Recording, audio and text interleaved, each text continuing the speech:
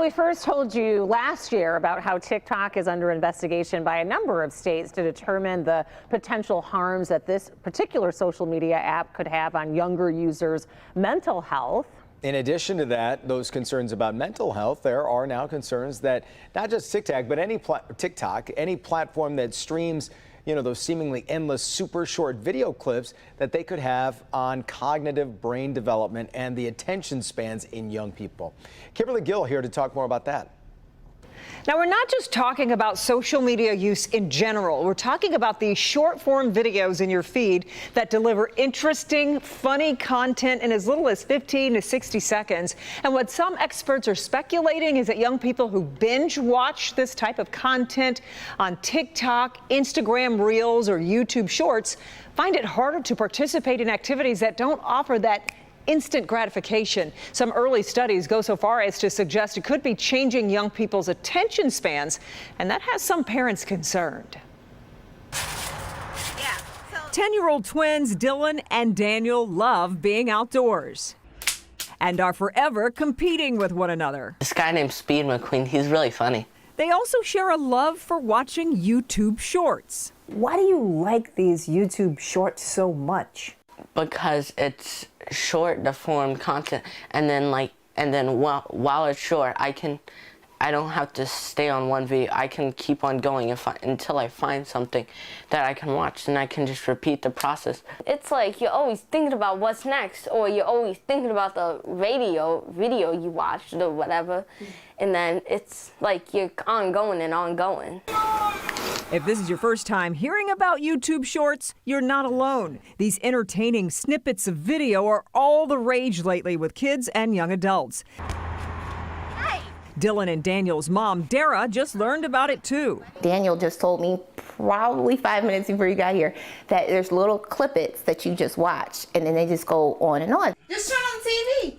Dara and her husband are careful about the kids' internet usage, but explains how easy it was for the boys to get hooked. For me personally, I don't let them on Instagram, or they don't have their own personal Instagram or TikTok or anything like that, but they have YouTube. And initially, I'll tell you what really happened. The pandemic. The pandemic happened, and it was like, okay, you can watch YouTube for a couple hours. I would get tutorials, little things of that nature to kind of get them,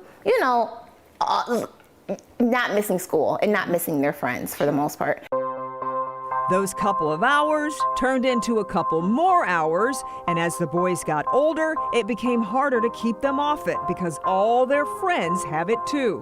Research on how these short-form videos may affect brain development is in its very early stages, but findings from a study published by Western Michigan University in Kalamazoo suggest watching too many of these videos can lead to addictive behavior in college students. We looked at the negative aspects of using too much short videos. Like short videos, it's not just TikTok, it can be Instagram videos called Reels and stuff like that. For Dara and her family, she says she doesn't need research to prove what she's noticing in her own children, especially when they're asked to stop watching to do something not quite as exciting. I'm always constantly saying, be mindful. Be mindful of what you give it 100% of what you're doing, because I completely pulled you out of something else, and I need you to be respectful and do what I'm asking you to do at 100%. And it's a little jarring for them, for sure. Yeah. For sure, because they are locked in, completely, 100% locked in. So bottom line here, guys, there is still a lot we don't know. So talk to your children about social media. Take an interest in what they're watching and talk about that together. Set limits together. The study researchers also suggested instead of watching social media, look at teaming up with friends or classmates to actually create these videos because it helps with problem solving, brainstorming, and being innovative. We'll send it back to you.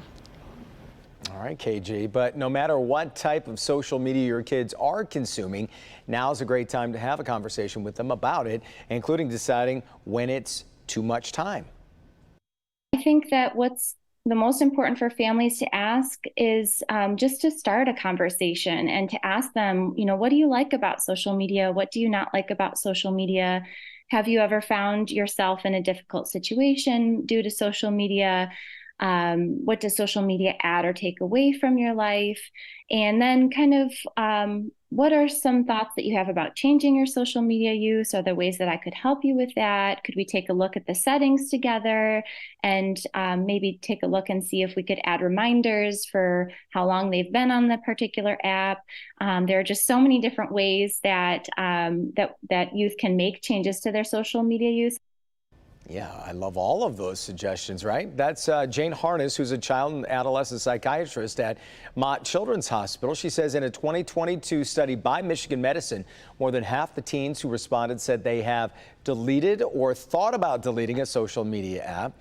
Others have set limits, changed settings, or taken other steps to limit what they see and protect their well-being. And if you want to talk to your children about setting those limits, we did put a few helpful links on our website, clickondetroit.com. You can check it out there.